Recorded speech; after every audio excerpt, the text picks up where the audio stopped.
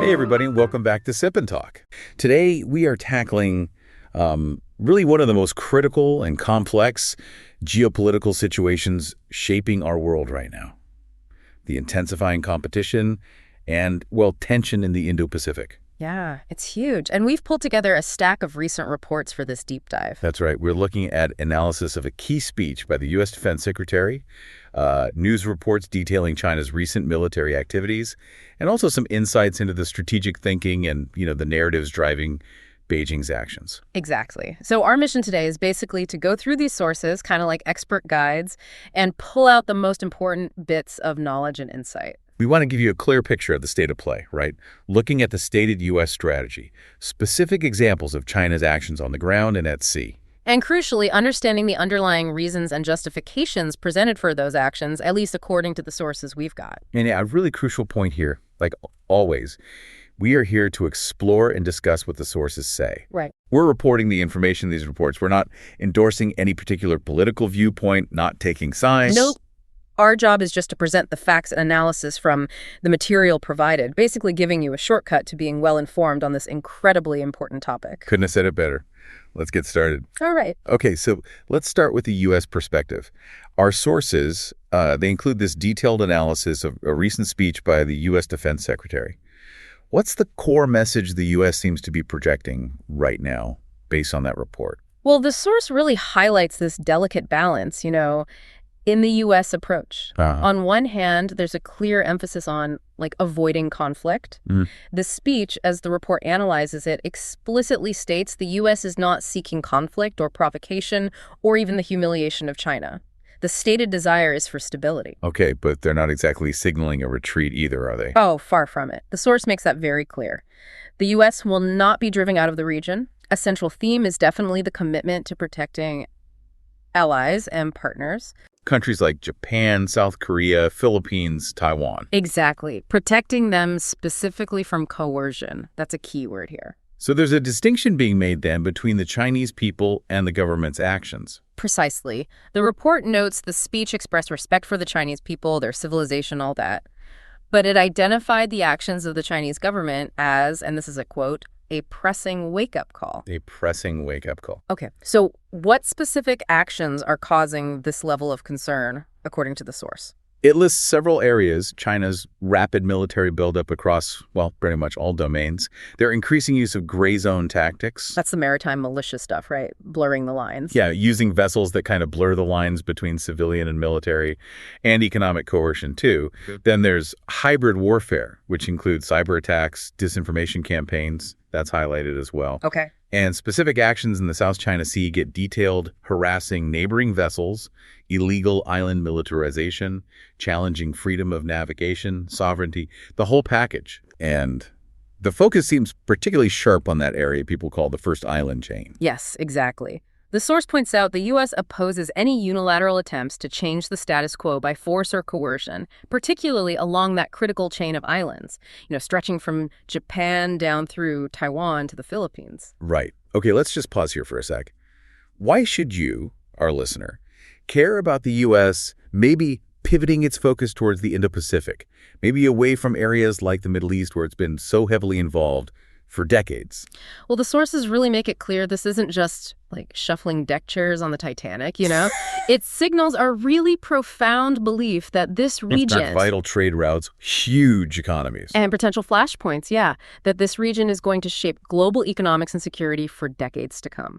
What happens there directly impacts everything from, global supply chains to international trade. It really highlights how interconnected everything still is. It absolutely does. It reflects a major shift in U.S. global priorities that, frankly, has ripple effects everywhere.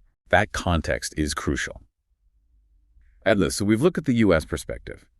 Now let's dig into the why behind China's actions in the region, particularly what the sources describe as, hostility towards the West and Taiwan and its expansionist ambitions. It's clearly not just one simple reason, is it? No, definitely not. The reports we've looked at paint a picture of a really complex mix of factors driving this. Okay. One major element, deeply embedded in the narrative they push, is history and nationalism. The century of humiliation. Exactly. That period of invasion, colonization back in the 19th and 20th centuries, it's presented as this core historical lesson. The sources say China often frames current U.S.-China competition and, trade disputes, tech restrictions as a modern form of that same containment effort, like history repeating itself. So they're viewing today's interactions through that specific historical lens. That's the argument presented. And within this narrative, Taiwan is framed as an absolute core interest. Unification is presented as, essential for national rejuvenation. So any external support for Taiwan, particularly U.S. arms sales or, official interactions, gets interpreted as challenging China's sovereignty and integrity. And that, in their view, requires a strong response. Okay, so history is one layer. What about just straight-up geopolitical ambition? That's another huge piece. The sources explain China's goal of establishing leadership in Asia is a key part of that same great national rejuvenation vision. Things like the Belt and Road Initiative. Exactly. That plus significant military modernization, building a real blue water navy, advanced air force, it's all aimed at expanding influence and ultimately challenging the existing U.S.-led global order. And controlling those waterways is key. Absolutely. Controlling strategic waterways in the South China Sea and along the First Island chain isn't just about territory for them. It's seen as vital for their energy security, protecting trade routes. And strategically, it weakens U.S. and allied influence right in their backyard. And this isn't just about projecting power outwards, is it? The reports mention a domestic angle, too. Yes, a significant one. The sources note that the legitimacy of the Chinese Communist Party relies quite heavily on fostering nationalism and projecting strength. So looking tough helps at home. Pretty much. Taking a tough stance, whether as military deterrence against Taiwan or publicly pushing back on Western criticism, it helps consolidate domestic support.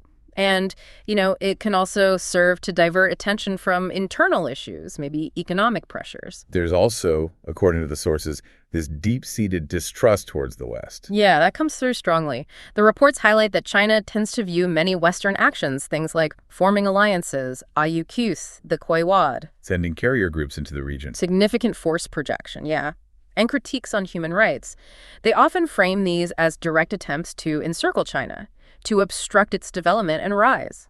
And Taiwan's democracy fits into that somehow. Well, Taiwan's democracy, aligning with Western values, is also seen as a concern. It's often framed by China, at least in its domestic narrative, as a potential Western tool sort of trying to split China. And backing all these motivations is China's undeniable growth, militarily and economically. Yeah, the sources give specifics there. China's defense budget keeps growing, estimated around $225 billion in 2024.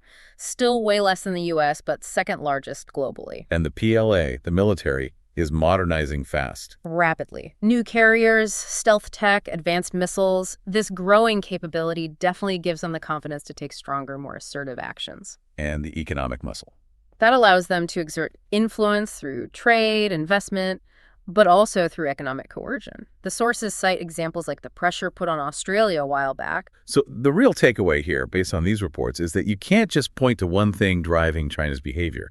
It's this really fascinating and frankly pretty complicated mix of history, global power plays. And also what's needed to keep things stable inside China. That's exactly what the sources emphasize. It's multi-layered. Historical grievances, geopolitical ambitions, domestic political needs, this fundamental distrust of Western intentions, they all kind of intersect. Understanding the complexity is key, then, to seeing past the headlines and really grasping the full picture these reports are painting. Absolutely. Okay, that gives us the U.S. strategic view and the layered reasons cited for China's approach. Now let's look at some specific examples from the news reports in our sources. What concrete military activities have been happening recently that kind of illustrate this tension? Well, the sources detail several key activities, particularly from spring 2025. One notable and pretty specific example is a drill they called Straight Thunder 2025A. Straight Thunder. Yeah. Yeah, that sounds intense. What were the specifics from the report on that one? So the source says this drill took place on April 2nd, 2025, specifically located near Taiwan. And the simulation was pretty comprehensive. It involved striking ports, energy facilities.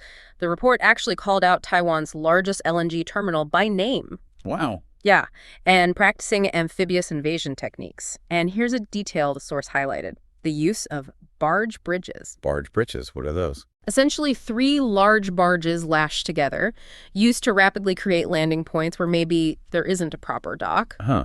That's specific. Very. The reported purpose was basically simulating a blockade, aiming to cut off Taiwan's lifelines, and demonstrating a tangible capability to change the status quo in the Taiwan Strait by force. Okay, using barge bridges. Yeah. That detail really paints a picture of the kind of tactics they're practicing. Yeah. What else did the reports highlight? There was also a joint exercise, the China-Singapore Maritime Cooperation 2025. That was held from May 9th to 16th, 2025, down near Singapore's Changi Naval Base. Yeah.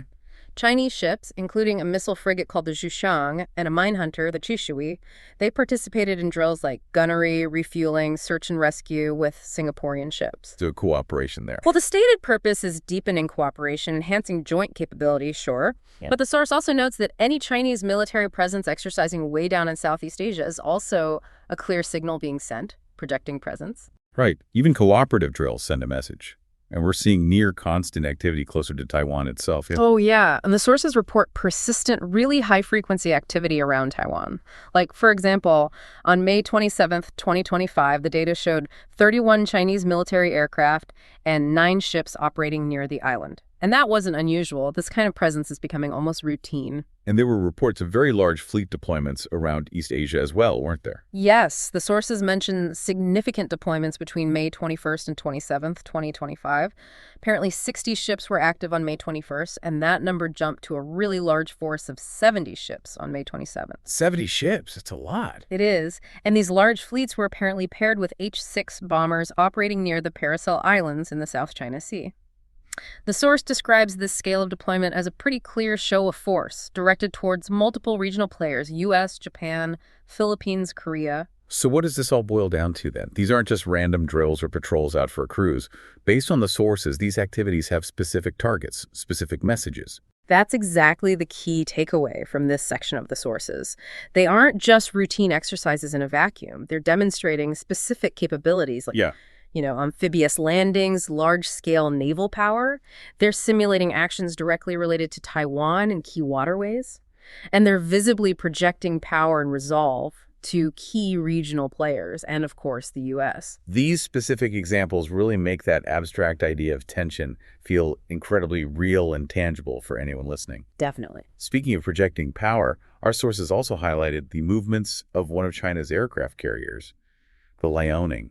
What did the reports say about that? What was the deal there? Yeah, the movements of the Liaoning carrier group in May 2025 were particularly noted in the sources as being significant.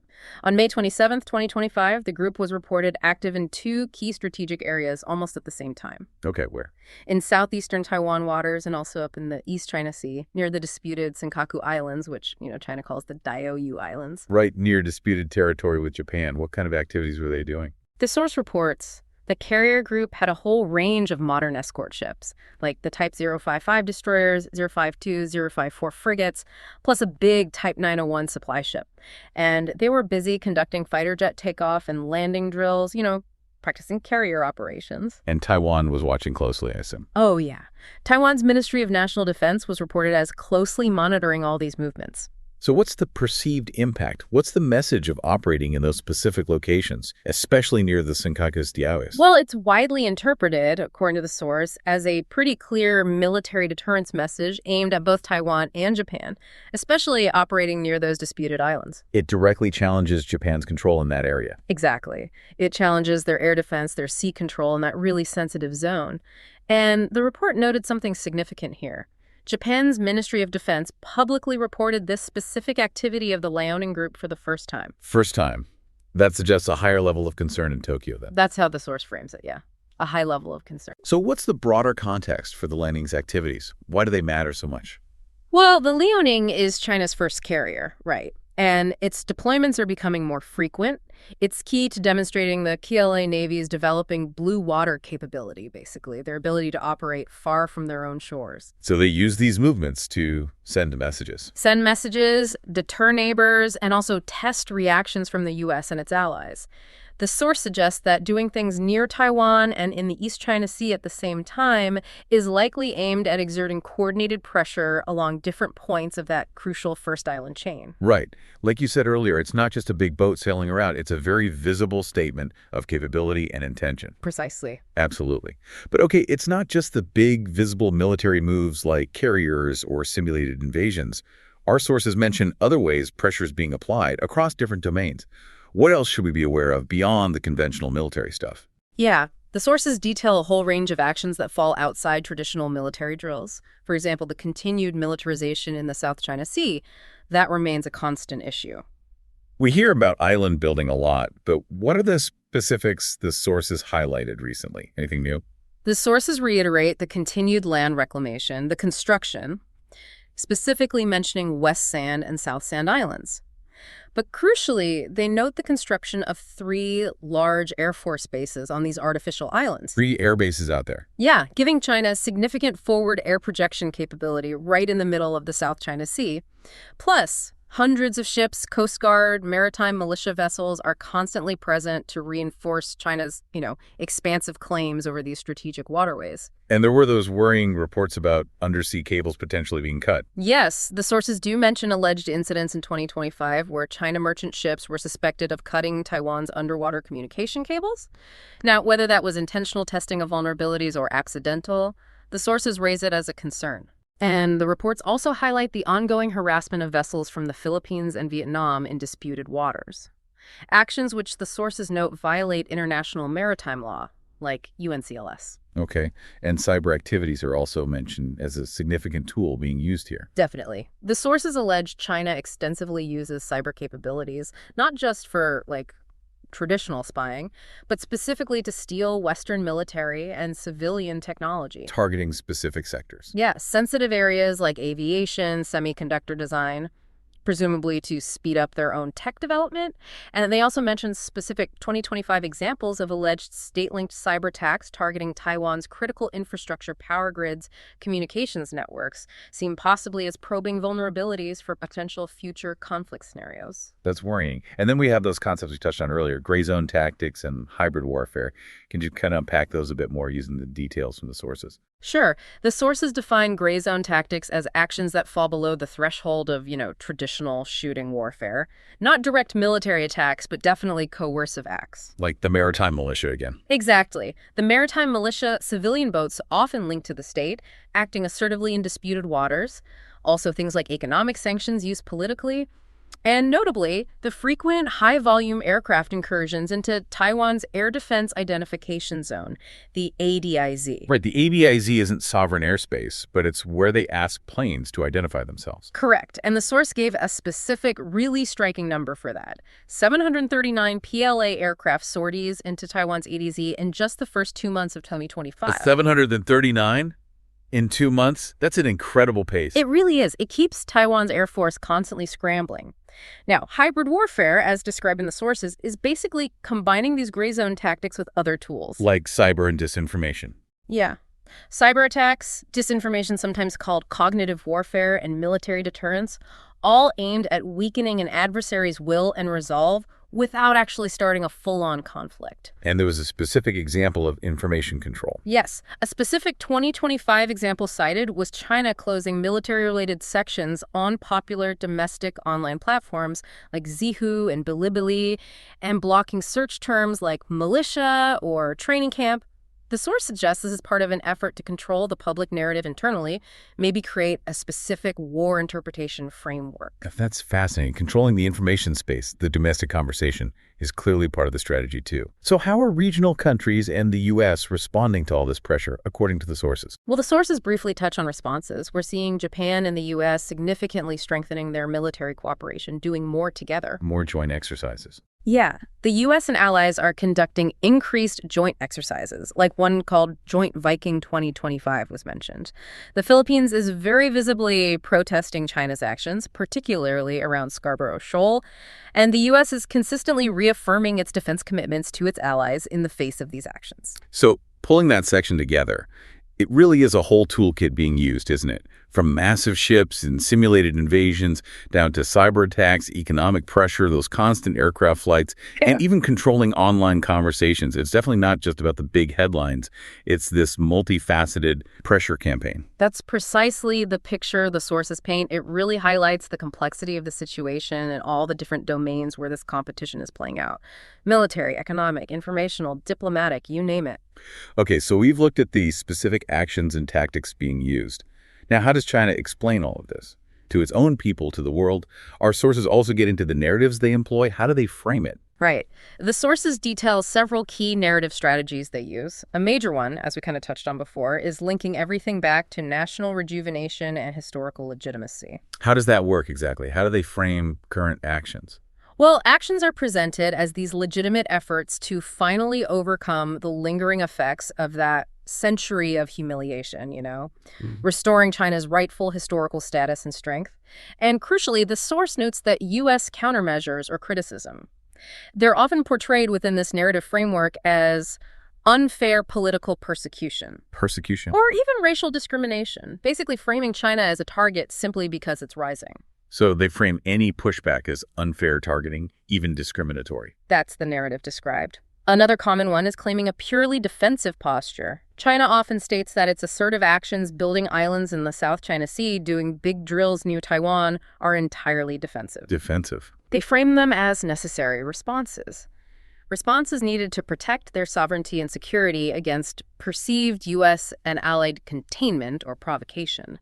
They position themselves as reacting to external threats, not initiating. Right, emphasizing reacting rather than initiating. Exactly. And absolutely central to this narrative is the assertion of sovereignty and territorial integrity. The sources reiterate how Taiwan and those disputed areas in the South and East China Seas are framed as indivisible Chinese territory, period. So any outside involvement is? Any external interference, like U.S. arms sales to Taiwan, gets described as a direct violation of sovereignty, which then, in their narrative, kind of rationalizes military deterrence and assertive actions as necessary self-protection. Okay. There's also an argument about their inherent right to develop, to become a major power. Yes, the sources mention China's argument that, look, as a large developing country, it has a legitimate right to grow, to expand its influence globally. They criticize the West for supposedly trying to block this legitimate rise. It's a narrative used to deflect blame for actions others see as aggressive. And domestically, how is all this communicated and reinforced? How does the message get out? Well, the sources highlight the huge role of state media and controlled online platforms in shaping the domestic narrative. This often includes fostering a kind of victim image. A victim image? How so? Portraying China as being unfairly encircled and suppressed by the West. This really fuels nationalism and frames the tough actions taken by the government as just necessary self-protection against these external threats.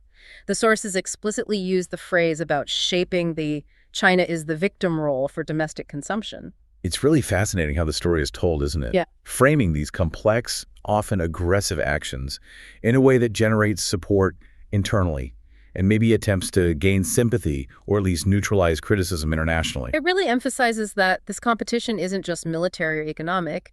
It's very much an information war, a battle of competing narratives. Absolutely. Understanding how the different sides frame the situation, the narratives they push, that's crucial to grasping the full, multidimensional picture presented in the sources. It really is. Okay, let's bring it back then to the U.S. strategy we started with.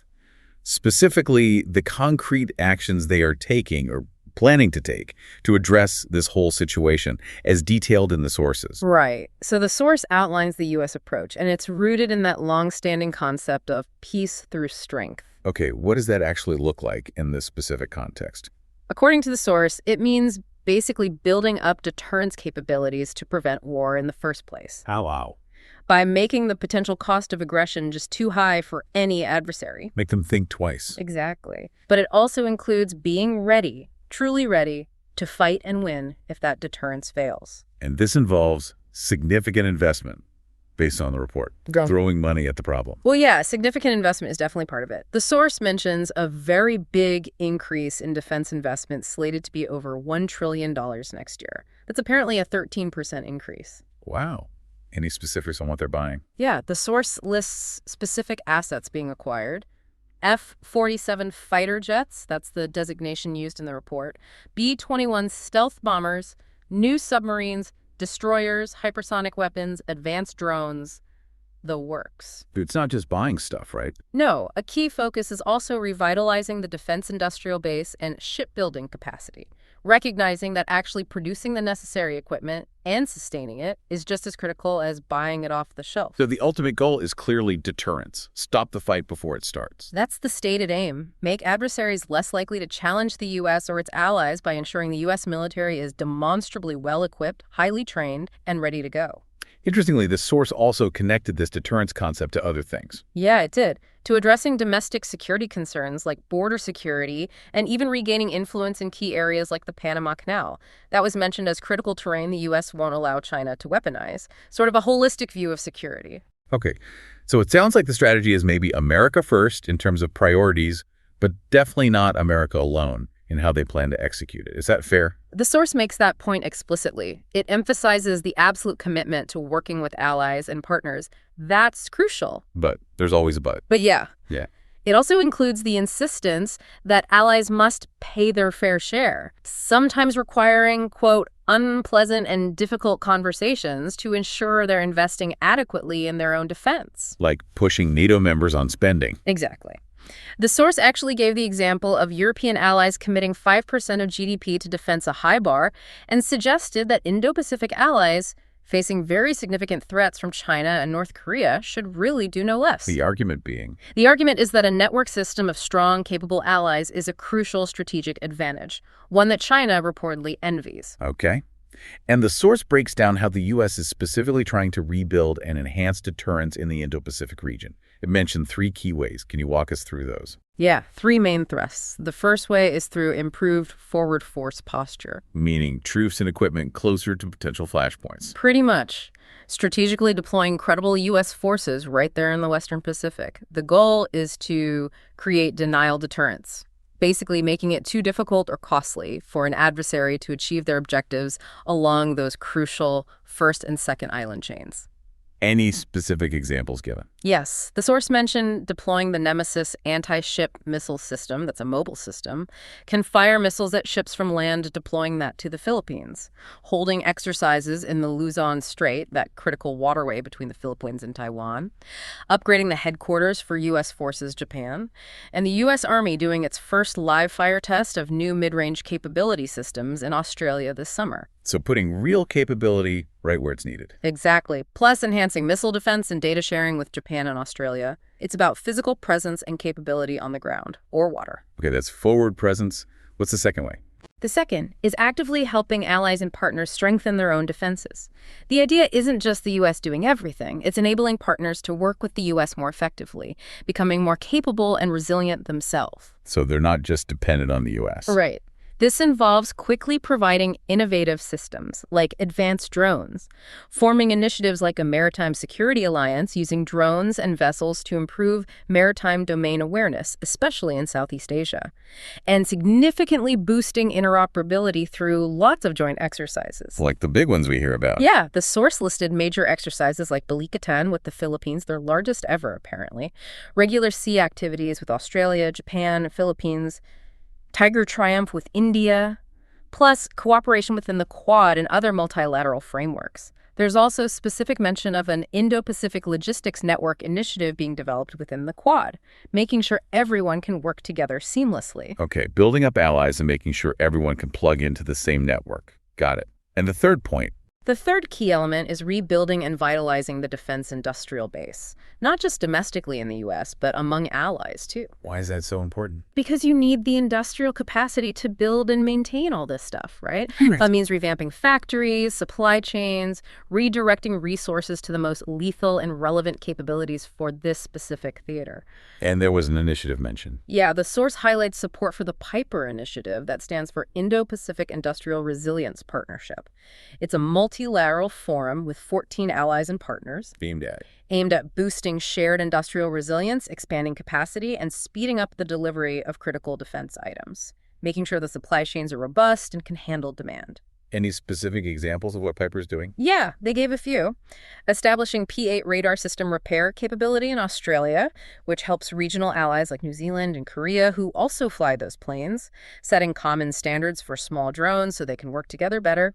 Expanding U.S. Army watercraft repair contracts across the region by using ally repair facilities. So leveraging allied capabilities, too. Exactly.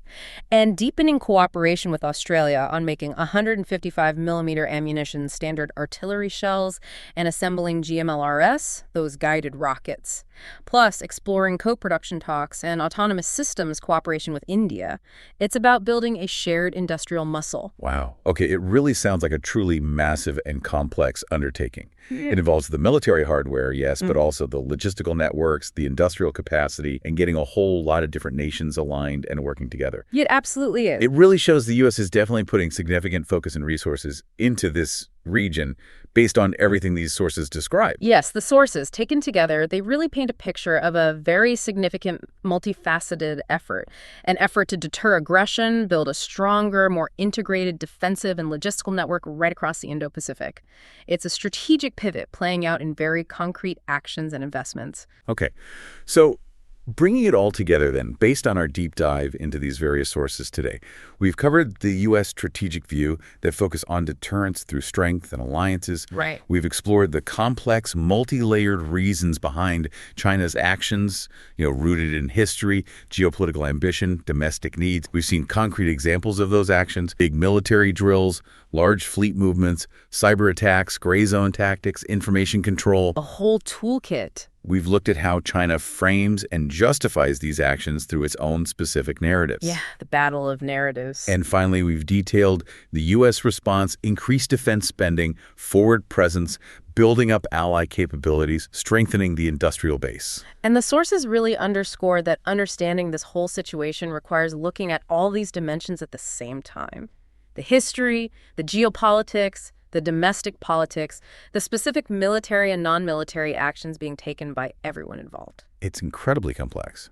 It is. And the material highlights the significant potential for instability inherent in this competition, even if the stated goals from some sides might be to avoid outright conflict. And just to reiterate one last time, our goal here was to present the information from these sources neutrally, reporting on what they say without taking sides or endorsing any specific viewpoints. We're just giving you the picture painted by the material we had access to. That's what these deep dives are all about, right? Giving you the information to think for yourself. Absolutely. So reflecting on all of this, the strategic competition heating up, the specific military maneuvers, the very different narratives being crafted by different sides, one big question kind of stands out from this deep dive, I think. What's that? How does this intensifying strategic competition in the Indo-Pacific, as described in our sources today, how does it fundamentally change the very concept of peace and security in the 21st century? Not just for the region itself, but really for the entire world. Yeah. That's a critical question arising directly from the sources, something definitely worth pondering. Indeed. Something to think about. That's all the time we have for this deep dive. Thanks so much for joining us. Thank you. It was great digging into this. So if you're digging these deep dives and want more of our slightly less formal takes. Our caffeinated analysis. Yeah. Be sure to hit subscribe for Sip and Talk right here on your podcast app. And hey, since we're all about sharing the love, you should also definitely go check out our friend Micky's YouTube channel. Seriously entertaining stuff happening over there. Yeah, Micky's great. You won't regret it.